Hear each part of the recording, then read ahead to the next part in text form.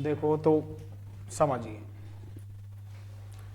आजकल हम जितने भी कॉम्पिटिटिव एग्जाम्स दे रहे हैं, चाहे DSSB हो, TGT, PGT, NVS, स्टेनो में 5 से ऊपर क्वेश्चंस होते हैं। तो ये एक टॉपिक होता है ईडियम, मुहावरे। अब प्रॉब्लम क्या होती है कि हिंदी में तो हमने पढ़ रखा है, लेकिन हम इंग्लिश से टोटली क्या होते हैं, आउटडेटेड होते हैं। अब चाहे भले वो इंग्लिश में बहुत सिंपल ईडियम है, लेकिन क्योंकि हम इंग्लिश से क्या नहीं है, टच में नहीं है। कोई न हम न्यूज़पेपर्स पढ़ते हैं, न कोई इंग्लिश बेस्ड मैगजीन पढ़ते हैं, न कोई टेक्स्ट पढ़ते हैं। तो ये कुछ रीजंस होते हैं। तो देखो मैं कुछ बताता हूँ ईडियम होते क्या है। ईडियम फ्रेजल वर्ब इससे मिलती जुलती है, क्योंकि फ्रेजल वर्ब और ईडियम का कभी भी डायरेक्ट मीनिंग नहीं निकलेगा। ठीक है। अब मैंने इसमें कहा कि many people in our country, कि हमारे देश में प्रतिवर्ष अनेक लोग गो बैली अप। अब इससे तो चलो आपने वाक्य से पता लगा दिया। अब दो तरीके हैं, कई बार वो सेंटेंस नहीं देता, डायरेक्ट पूछ लेता है। अब सेंटेंस से तो इतना पता लग ही गया आपको। अब हो सकता है आप तो गेट इंजर्ड भी लिख दें, भाई घायल हो जाते हैं। ठीक है। तो ये ईडियम होता है गो बैली अप। क्या मतलब होता है गो बैली अप का? देखो, हाँ, यहां ध्यान देंगे हम।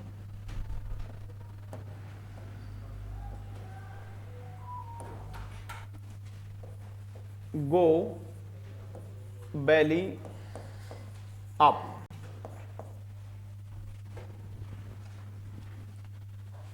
ठीक है। गो बैली अप का मतलब एक तो होता है मृत्यु हो जाना। क्या हो जाना? मृत्यु हो जाना, जिसको हम बोलते हैं डाई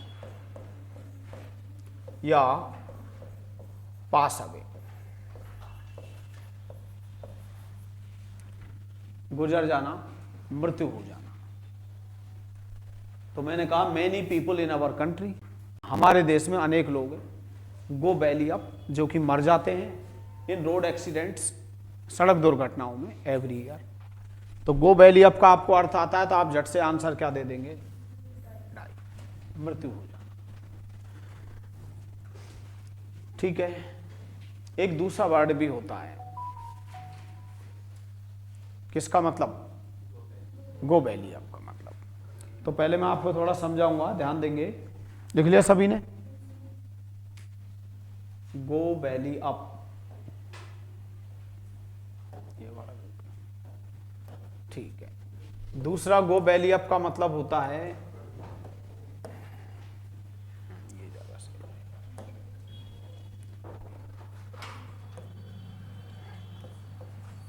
है, गो बैली अप।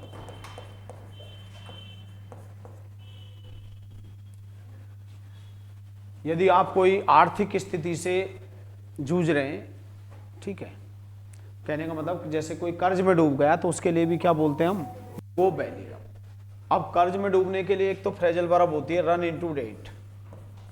क्या होती है? रन इनटू डेट, कर्ज में डूब जाना। ठीक है। और एक इंग्लिश में कर्ज में डूबने को बोलते हैं इनकर डेट, इनकर डेट। अब निश्चित है कि यदि कोई कर्ज में डूब गया तो उसका क्या है? दिवाला निकल गया, तो किसको बोलते हैं हम? गो बैंकरप्ट, गो बैंकरप्ट या बिकम इंसॉल्वेंट, बिकम इंसॉल्वेंट। जब मैं आपको फ्रेजल वर्ब पढ़ाऊंगा तो 4 सेंस में रन इनटू का बताऊंगा। रन इनटू का हम मेनली 4 सेंस में क्या करते हैं? यूज करते हैं, जिनमें से एक सेंस अपना कौन सा है? कर्ज में डूबने वाला। जब इसके बाद ये शब्द लिखा आ जाए, तुरंत समझ जाना रन इनटू का अर्थ क्या है? कर्ज में डूब जाना। इनकर debt, go bankrupt, become insolvent. तो एक तो गो बैली अप का मतलब मैंने बता ही दिया आपको, क्या? मृत्यु हो जाना, गुजर जाना, पास अवे। और दूसरा क्या होता है? गो बैली अप का मतलब कर्ज में डूबना, run into debt, incur debt, go bankrupt, become insolvent. ठीक है। तो नेक्स्ट वन पे हम डिस्कस करें। His company has gone belly up, उसकी जो कंपनी है वो क्या हो गई है? Gone belly up. और कंपनी कब से बैली अप हुई है? Since corona virus broke out, जब से अब ये बड़ी इंपॉर्टेंट फ्रेजल वर्ब है। कोई भी अप्रिय घटना की शुरुआत हो, अनटूवर्ड इंसिडेंट, चाहे वो युद्ध हो, चाहे वो हिंसा हो, चाहे बीमारी हो, क्या ये सब बीमारी कोई अच्छी बात होती है? ठीक है, और हिंसा कोई अच्छी बात होती है? तो इन सब की अगर कमेंसमेंट होती है तो आपको अंग्रेजी में एक ही फ्रेजल वर्ब देखने को मिलेगी। अब हम इंग्लिश से आउटडेटेड क्यों हैं? क्योंकि हम तो ये पढ़ते हैं कि द्वितीय विश्व युद्ध 1939 में शुरू हुआ, प्रारंभ हुआ, लेकिन अंग्रेजी में तो नहीं मिलेगा ना आपको। इंग्लिश में क्या मिलेगा? The second world war broke out. और वहीं अपन अंग्रेजी से चूक जाते हैं। बड़े सिंपल क्वेश्चन भी हमें क्या लगते हैं? डिफिकल्ट लगते हैं। तो मैंने कहा कि his company has gone belly up, उसकी कंपनी किस में डूब गई है? कर्ज में डूब गई है, तो उसका दिवाला निकल गया, गॉन बैंकरप्ट। किसी भी फॉर्म में हो सकती है, कहीं रट लें आप कि हमको तो गो वैली अप करवाया था, गो की थर्ड फॉर्म नहीं आ सकती। ठीक है, जिस फॉर्म में आए उसी फॉर्म में क्या दे दीजिए सैनी जी? आंसर। और कब से डूबी है? जब से कोरोना वायरस क्या हो गया? ब्रेकआउट। ठीक है, तो लिख लें आप और एक नोट भी डाल लें आप।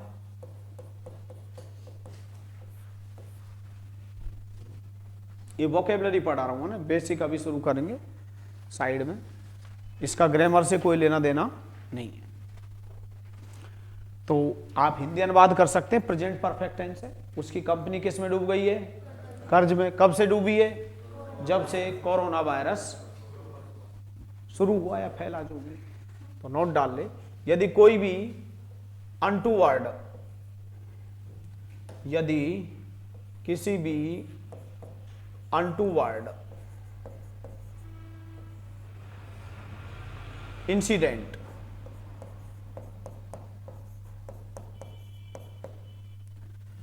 यदि किसी भी अनटूवर्ड इंसिडेंट, यानी अनटूवर्ड का मतलब है अनप्लीजेंट,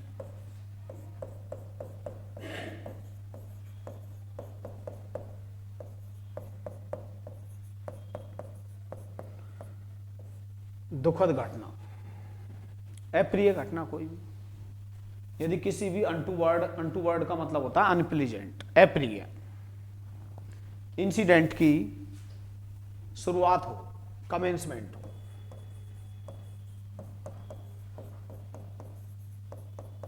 क्या हो?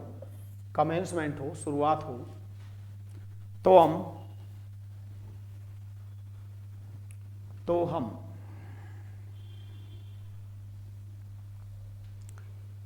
ब्रेकआउट फ्रेजल वर्ब का प्रयोग करते हैं। तो हम ब्रेकआउट, कौन सी फ्रेजल वर्ब का लिख लिया सभी ने? नहीं लिखा? तो हम ब्रेकआउट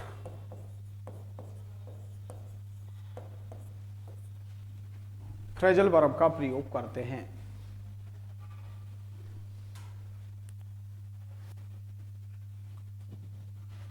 जैसे war, violence, fire, quarrel,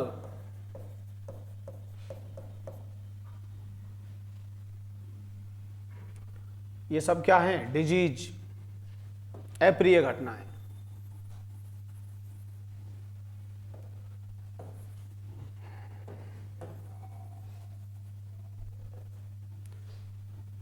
disease,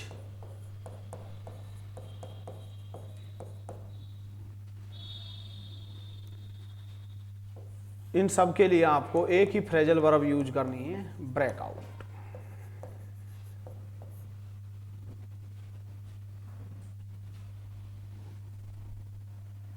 युद्ध हो, हिंसा हो, आग हो, झगड़ा हो, ये सब किस में आती हैं? Untoward incident.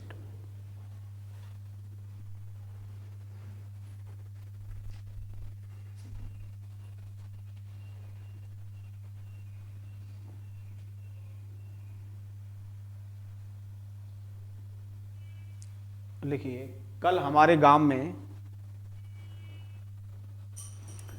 दो पड़ोसियों के बीच में एक झगड़ा हो गया। कल हमारे गांव में दो पड़ोसियों के बीच में एक झगड़ा हो गया।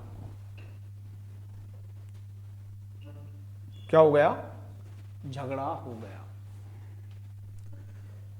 अब मैं यही तो कहूंगा भाई, अंग्रेजी में कैसे लिखा आएगा? A quarrel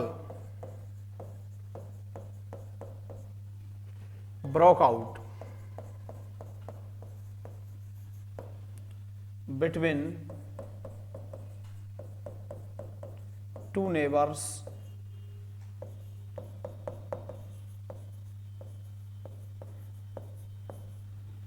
in our village yesterday.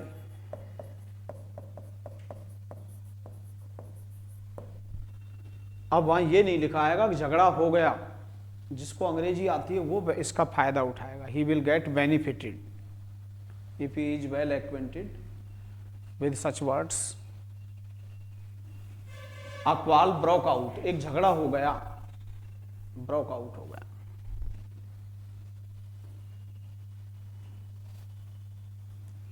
समझे नहीं समझे? तो कोई भी अनटू वर्ड इंसिडेंट होगी, आपको फ्रेजल वर्ब कौन सी याद करनी है? ब्रेक भी हो सकता है, ब्रोक भी हो सकता है, ब्रोकन भी, तीनों फॉर्म याद रखिए। अब एक सीपीओ में आया हुआ क्वेश्चन है कि द सेकेंड वर्ल्ड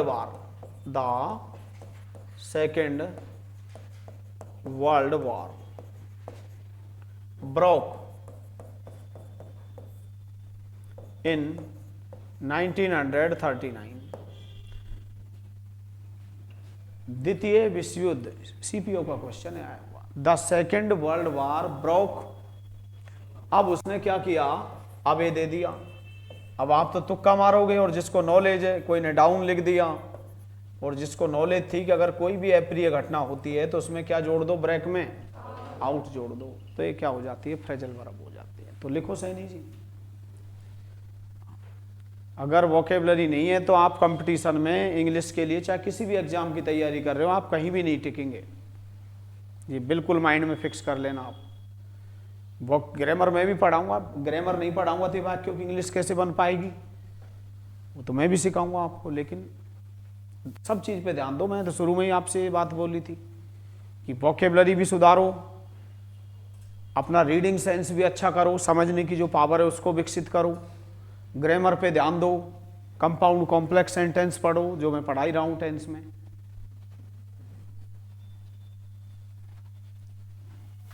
तो the second world war broke, second world war क्या है? शुरू हो गया। अब यहां ध्यान देंगे, लिख लिया सभी ने? अब एक वर्ड होता है कमेंसमेंट, होता है प्रारंभ होना। क्या होना? कमेंस। इसी को हम बोलते हैं सेट इन, ठीक है ना? बिगिन, एक तरह से प्रारंभ होना। अब जैसे summer is going to set in, गर्मी शुरू होने वाली है। सेट इन बड़ी इंपॉर्टेंट एक फ्रेजल वर्ब होती है। तो इस कमेंस से हमने बना दिया कमेंसमेंट, शुरुआत। क्या बना दिया? कमेंसमेंट, शुरुआत। इसको हम बोलते हैं आउटसेट।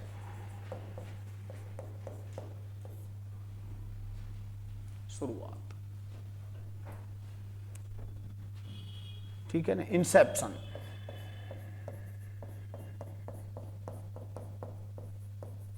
इंसेप्शन में मीन्स क्या होता है? शुरुआत। अब देखो हिंदी महत्व नहीं रखता, जैसे मैंने कहा वर्तमान में क्या लिखेंगे? At present. क्या? एट, अभी बात करेंगे हम। तो कमेंसमेंट होता है शुरू होना। तो मैंने कहा ना, यदि किसी वाक्य की शुरुआत हो तो आप हर वर्ड के लिए क्या सीखने की कोशिश करो? इंग्लिश। तो धीरे धीरे फिर आपको इंग्लिश आने लग जाएगी। अब तक तो हम शुरुआत बोलते थे, अब बोला करो इंसेप्शन, आउटसेट, बिगिनिंग, कमेंसमेंट, ठीक है? और कमेंस का मतलब क्या होता है? प्रारंभ होना, स्टार्ट मतलब एक तरह से। मैंने कहा कि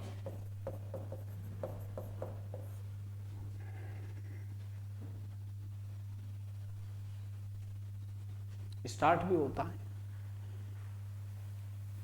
summer is going to set in, गर्मी आने वाली है, तो शुरू होने वाली है। Commencement, outset, inception. अब हम क्या है समझेंगे। मैं आपकी कोई मदद नहीं कर सकता, ये होता है एट प्रेजेंट, वर्तमान में। आप इसको हिंदी से फॉलो नहीं कर सकते कि आपने इन प्रेजेंट लिख दिया, गलत हो जाएगा, ठीक है? अब मैंने कहा बहुत सारे क्वेश्चन तो ईडियम फ्रेज इन पर बेस्ड ऑन आ जाते हैं। जब तक पूरी जनरल नॉलेज सही नहीं है, चाहे क्वेश्चन आपके 20 आ रहे हो, लेकिन मुझे क्या पता है एग्जामिनर किस में से देगा। चाहे आपकी नज़र में वो 20 क्वेश्चन है, लेकिन 20 के लिए भी आपको कंप्लीट जनरल स्टडी करनी पड़ेगी। वही बच्चे सफल होते हैं जो क्या कर लेते हैं, मैथ से है उसका बेसिक्स पूरा जनरल कर लिया, अब कहीं से भी आ जाए। ठीक है, हिंदी का उन्होंने पूरा जनरल पढ़ लिया, संधि समास उपसर्ग वोकेबलरी वगैरह जो भी, तो फिर उसको कहीं भी प्रॉब्लम नहीं है। तो जनरल सब्जेक्ट तो हर सब्जेक्ट का क्लियर होना चाहिए। अब आप सोचते हो कि ऐसे हमारे पास आइडिया हो 20 क्वेश्चन का, तो हम इतना सारा, तो चाहे 20 क्वेश्चन आ रहे हो, लेकिन आपको जनरल जो है वो स्टडी वो करनी पड़ेगी किसी भी सब्जेक्ट की।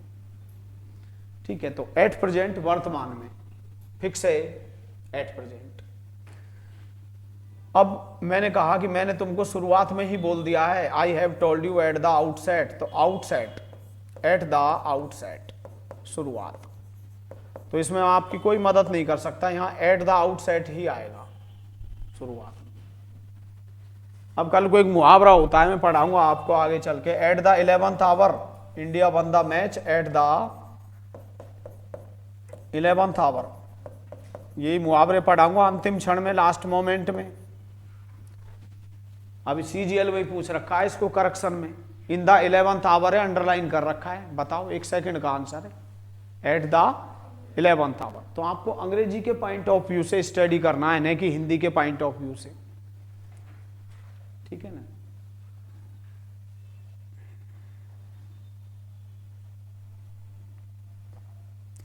तो कलेक्शन तो मैं बनवा ही रहा हूं धीरे धीरे, आपको लाप एट हो गया, मॉक एट हो गया, स्कोप एट हो गया, ठीक है, टेक अजाइब एट हो गया,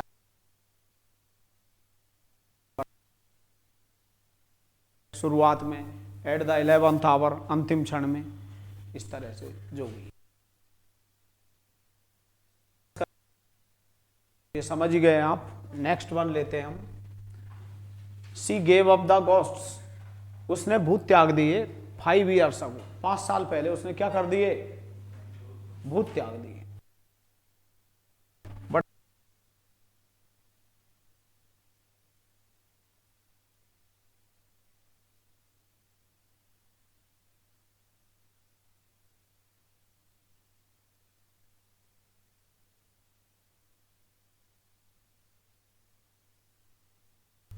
फॉर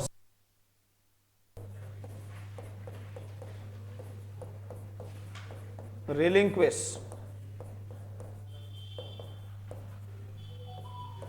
और कुछ लोग तो ऐसे होते हैं जैसे कोई एग्जाम निकल आई और उसका महीना भर बचा है, कहते हैं इंग्लिश, वो उनकी गलत फहमी है। मैं तो उनको संतुष्टि के रूप में बोल दूंगा, लेकिन वो झूठ बोलना है। जब तक आपका बेसिक क्लियर नहीं है ना, और आप आगे के लिए नहीं, तो आप कभी भी नहीं कर पाओगे। कोई अचानक से रैंडमली जगह आ गई, 2 महीने बचे, 2 महीने में कैसे कर लोगे आप? ये कोई यूनिवर्सिटी के एग्जाम थोड़ी जो गैस लगा के दे दिया। तो आदमी को अगर जिसको सफल होना है ना, तो वो पहले ही अपना बेसिक पहले ही क्लियर करके रखे हर सब्जेक्ट, तब जाके वो कंपटीशन को क्रैक डाउन कर सकता है, अदरवाइज कुछ भी नहीं है। फॉर्मेलिटी के तौर पे आप कर लो, मैं भी कह दूंगा हाँ ठीक है, मैं महीने भर में करवा दूंगा आपको, लेकिन उसका जो आउटकम है ना, इवेंचुअली वो कुछ नहीं देखने को मिलेगा आपको। न आप इधर के रहेंगे ना आप उधर के रहेंगे। इससे बढ़िया तो एक बार आपने अच्छे से पूरा कोर्स कर लिया और फिर कोई कंपटीशन में बैठे। ऐसे तो हर कोई नौकरी लग जाए, कौन गवर्नमेंट जॉब नहीं चाहता। तो ये आपका मन का भ्रम है सैनी जी, कि स्टेनो की जगह आ गई, 2 महीने बचे और बोला गुरुजी हमें इंग्लिश करवा दो, संभव ही नहीं है। और हो सकती है 2 महीने में अगर आपका पीछे से बेस अच्छा हो तो हर चीज संभव है, 1 महीने में भी करवा दूं मैं तो give up, abandon, forsake, relinquish, renounce, त्यागना, छोड़ना। एब्जूअर वर्ड भी बताया था मैंने आपको, जिल्ट, ठीक है। तो इनको रिपीट किया करो आप। गिव अप हो गया, अबंडन हो गया, फॉरसेक हो गया, रिलिंक्विश हो गया। त्यागने को हम एब्डिकेट भी बोलते हैं। अब वो तो आपको पता है एब्डिकेट का किस सेंस में यूज होता है, बता रखा है मैंने आपको, ठीक है ना। सत्ता त्यागना, पावर को रेनाउंस करना, अब बताने को तो मैंने डिजर्ट भी बता रखा है, तो डिजर्ट आपको पता है किस सेंस में आता है, किसी को ऐसा है छोड़ देना। अब लीव भी होता है इसका सिनोनिम्स, और अगर आपने किसी चीज को छोड़ दिया एक तरह से, आपने क्या कर दिया, उसको डिसकंटिन्यू कर दिया। क्या कर दिया? डिसकंटिन्यू। अब गिव अप का तो मतलब था केवल त्यागना, इसमें एक शब्द और जुड़ गया, ये अंडरलाइन नहीं कर रखा, मुहावरा होता है गिव अप द घोस्ट्स, उसने भूत त्याग दिए, अर्थात मृत्यु हो गई, पास अवे, गुजर जाना। मुहावरे क्या अच्छे लगते हैं, किसी को बुरा भी नहीं लगे। एक तो अपन डायरेक्ट बोले मरगो, मरगा, एक अपन के सीज नो मोर, वह नहीं रही।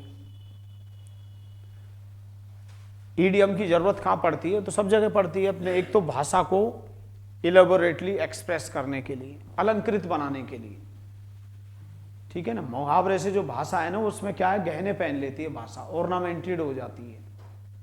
दूसरा ये भी होता है कि एक वर्ड होता है यूफेनिज्म।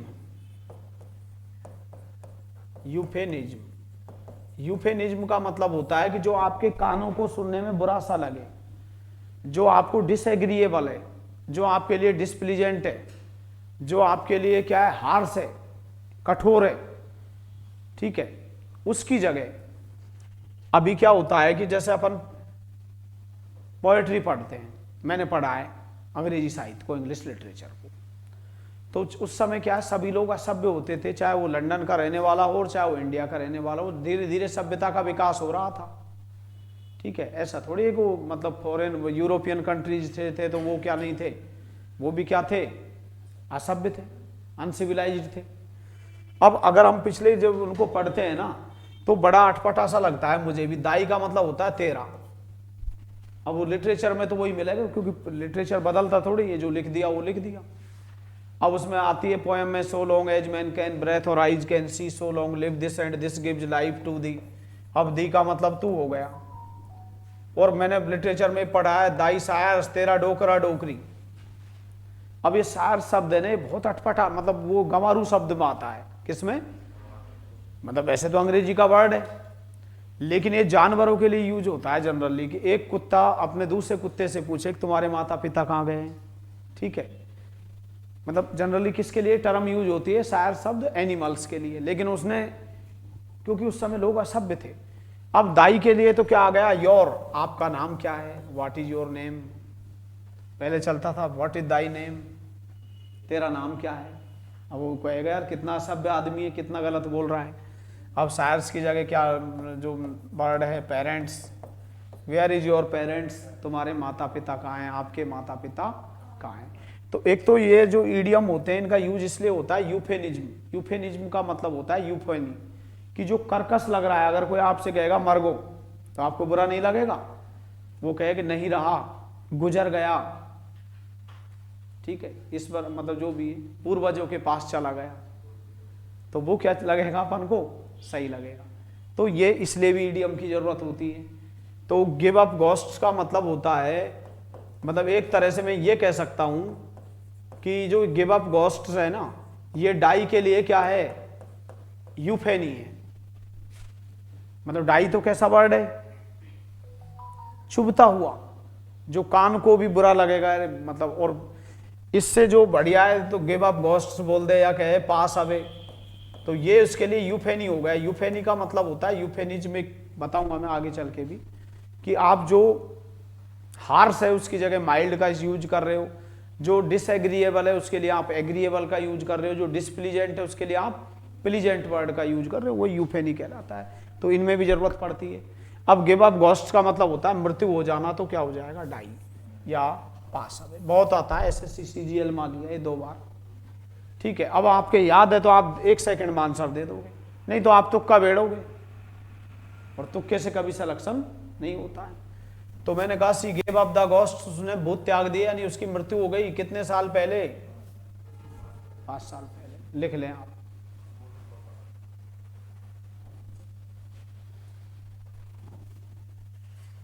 Pass away, give up ghosts.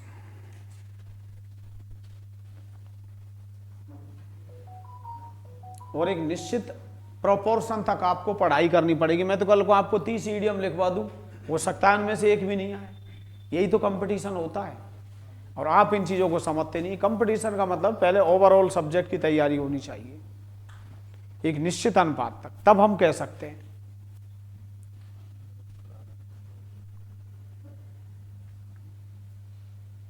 अब 20 दिन बचते हैं, बल साहब डीएसएसबी की तैयारी करवा दो। पहले कहाँ जाग रहे थे भैया, पहले से करो, नहीं तो कहाँ दूर दूर तक नहीं टिकने वाले हो।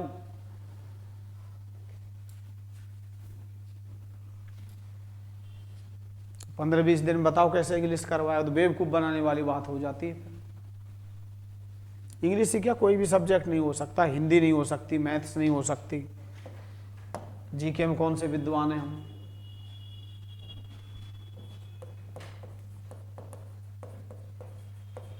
जीके में भाई पॉलिटी आ गई, पॉलिटी में भी राष्ट्रपति अलग आ गया, अनुच्छेद आ गए उनसे रिलेटेड, ठीक है। नागरिकता के अलग हो गए, मूल अधिकार अलग हो गए, मौलिक कर्तव्य अलग हो गए, फंडामेंटल राइट्स।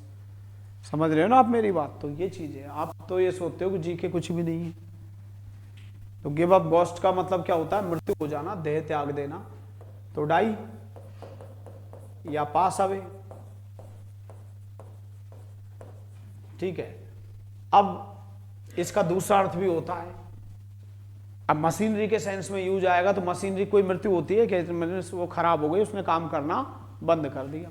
तो अगर मशीनरी के सेंस में पूछे, किसके सेंस में, मशीनरी, तो इसका हो जाएगा stop functioning, stop working, stop functioning.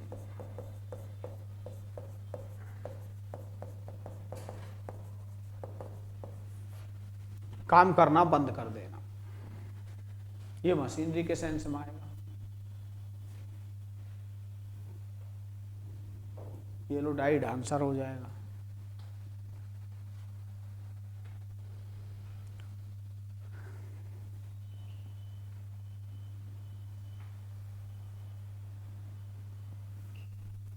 लिख लिया सभी ने।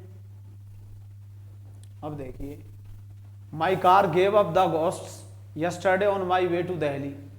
कल मेरे दिल्ली के रास्ते में, on my way to Delhi, रास्ते के लिए मैंने कौन सा प्रपोजिशन पढ़ाया था, ऑन। तो कल मेरे दिल्ली के रास्ते में मेरी जो कार है उसने भूत त्याग दी। मीन्स क्या हो गई, कार स्टॉप्ड वर्किंग, खराब हो गई, मतलब काम करना बंद कर दी। तो मशीनरी के सेंस में आएगा। नेक्स्ट वन पे डिस्कस करते हैं। अब ये सीजीएल में आया, देखो ये रहा 2013 में, टीयर फर्स्ट में, to kick the bucket, to kick the bucket, सीधा सा है। इसका मतलब क्या है, डाई। 1 सेकंड का आंसर था। अब नहीं दिया उसने वैक से, तो फिर भी हम क्या पता लगा लेते हैं, अर्थ का पता लगा देते हैं। अब हमने देखा कि हम 3 वर्ड सीख गए इससे रिलेटेड ईडीएम जो आते हैं। एक तो गो बैली अप, गो बैली अप, एक होता है क्या, give up ghosts,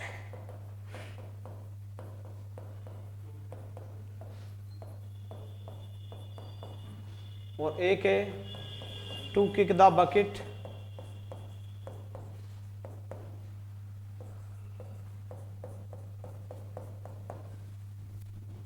to kick, sorry, to kick the bucket, मृत्यु हो जाना। सीजीएल में आया हुआ है, देख लो, कुछ भी नहीं है इस क्वेश्चन में। लिख लिया सभी ने, आगे देखिए।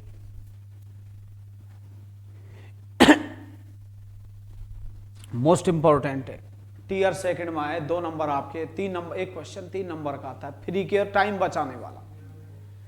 और ये कोई नया ईडीएम नहीं था। एसएससी टोटली में 1-2 ईडीएम की तो बात करता नहीं हूं, नहीं तो टोटली क्या आते हैं, रिपीटेड आते हैं प्रीवियस ईयर्स के, ठीक है।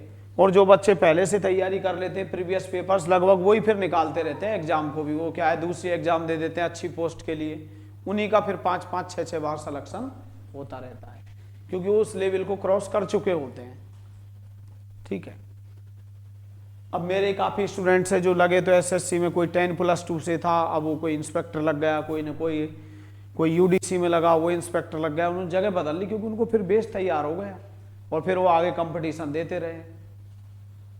ठीक है, तो एक्किल्स हील होता है, बड़ा मोस्ट इंपॉर्टेंट है। आपके अंदर कोई ऐसी कमजोरी है, ठीक है, जो आपके पतन का कारण बनती है। हर व्यक्ति के अंदर कोई न कोई एक्किल्स हील होता है। ठीक है, एक कमजोर पहलू, एक ऐसा पॉइंट जो आपके क्या है, असफलता का कारण बनता है, आपका डाउनफॉल का कारण बनता हो, आपकी फेलियर का कारण बनता हो, अनसक्सेस का कारण बनता हो, तो उसे क्या बोलते हैं, एक्किल्स हील। एक्किल्स हील तो लिख ले आप, बड़ा मोस्ट इंपॉर्टेंट है। कमजोर बिंदु, अ फैटल फ्लॉ,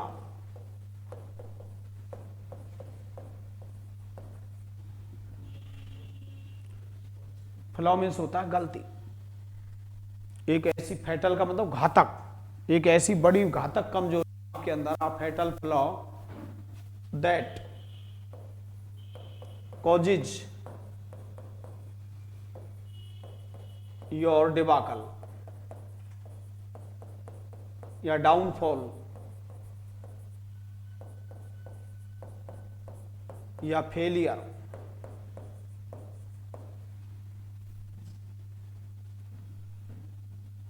आपके अंदर एक ऐसी फैटल फ्लॉ है, फ्लॉ का मतलब होता है मिस्टेक, शॉर्ट कमिंग, जो आपके पतन का कारण बनती है, डाउनफॉल का कारण बनती है, उसे बोलते हैं हम एक्किल्स हील। अब कमजोर को हम ये भी बोलते हैं a vulnerable.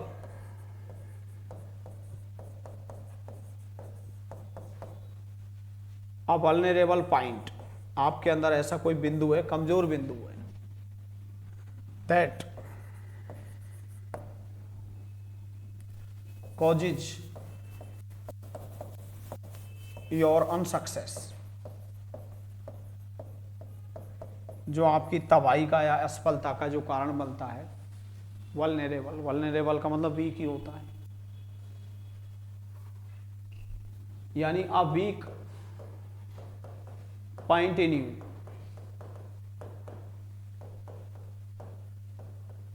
Which leads you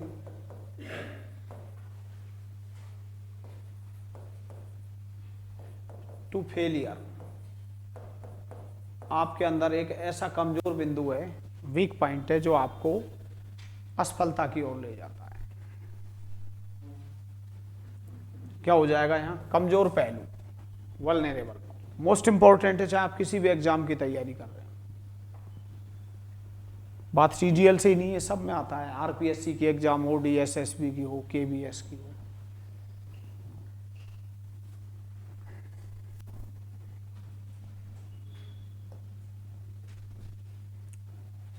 my father's office is at a close distance, अभी सीजीएल में पूछा गया है, बच्चों जैसा क्वेश्चन है,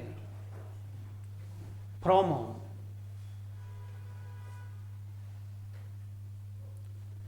वो कह रहा है कि जो मेरे पिताजी का कार्यालय है वो घर से बिल्कुल पत्थर फेंकने तक है। पत्थर कहां तक फेंक सकते हैं आप, बहुत नजदीकतम दूरी पर। इसका मतलब है कि वो कह रहा है, अब उसने अब की बार ऐसे दे करके कहा कि इससे रिलेटेड वर्ड कौन सा ईडियम होना चाहिए, इनमें से, इनसे रिलेटेड ईडियम कौन सा होना चाहिए। लोग बोलते हैं स्पोकन में कि my office is stone's throw at district hospital, मेरी जो ऑफिस है फ्रॉम डिस्ट्रिक्ट हॉस्पिटल, जिला अस्पताल से बिल्कुल क्या है, नजदीक है, सटी हुई है, वेरी नियर, बहुत नजदीक, ठीक है ना, near by.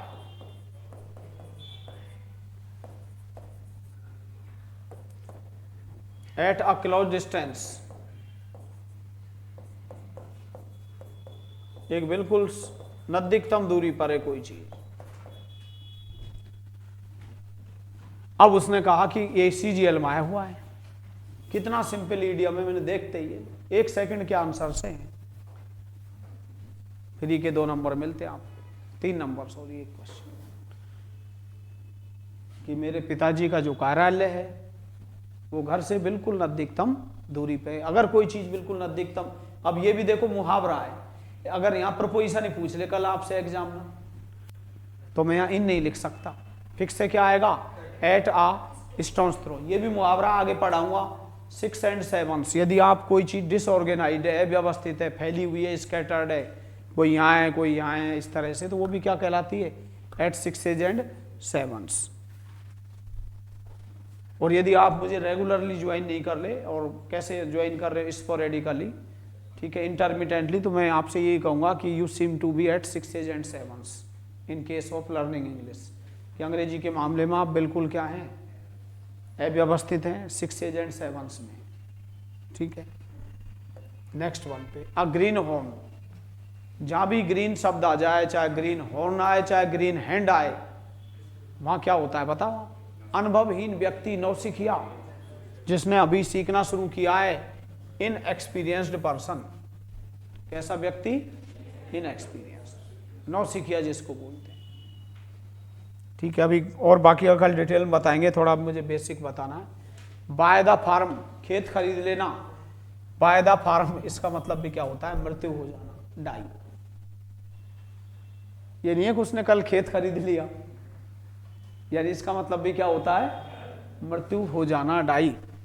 Next one, cash in one's chips, ठीक, ये क्या है, खर्च करना। बाकी का कल डिटेल में बताऊंगा इनके बारे में। अब बेसिक की क्लास लेते हैं।